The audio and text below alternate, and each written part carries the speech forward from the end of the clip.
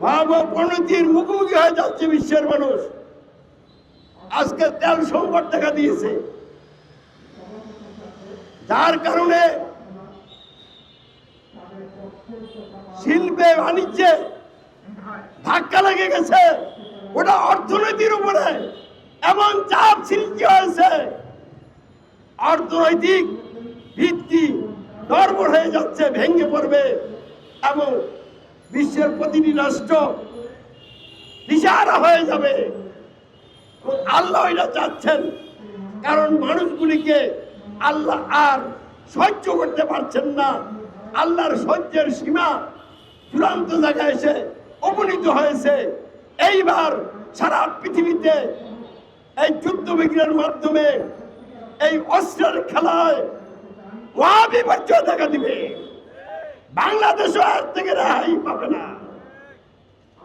তাই আমি বাংলাদেশ সহ, আমেরিকা সহ, চীন, রাশিয়া সহ পৃথিবীর সকল রাষ্ট্রের সরকারগুলিকে সাবধান করছি, আপনারা যতই ক্ষমতা দেখান, আপনাদের ক্ষমতা মাকড়সার জাল ছাড়ার কিছু নয়।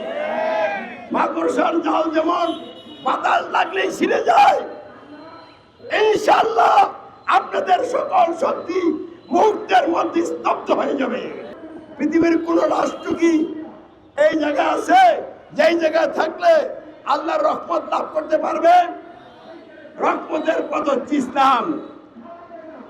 আর ইসলাম বললে আমাদেরকে বুঝতে হবে মানুষের সমাজ রাষ্ট্রকর্ণ পরিচালনা সহ জীবনের সকল ক্ষেত্রে সার্বভৌমত্ব, আইন বিধান, নিরঙ্কুশ শাসন কর্তৃত্ব একমাত্র আল্লাহর, মানুষের নয়। ফলে দাসত্ব আইনে আনুগত্য বসন একমাত্র আল্লাহর, অন্য কারো নয়। এবং এরই বাস্তবায়নে শর্তহীন আনুগত্য, অনুসরণ, অনুকরণ একমাত্র হযরত মুহাম্মদ সাল্লাল্লাহু আলাইহি ওয়াসাল্লামের।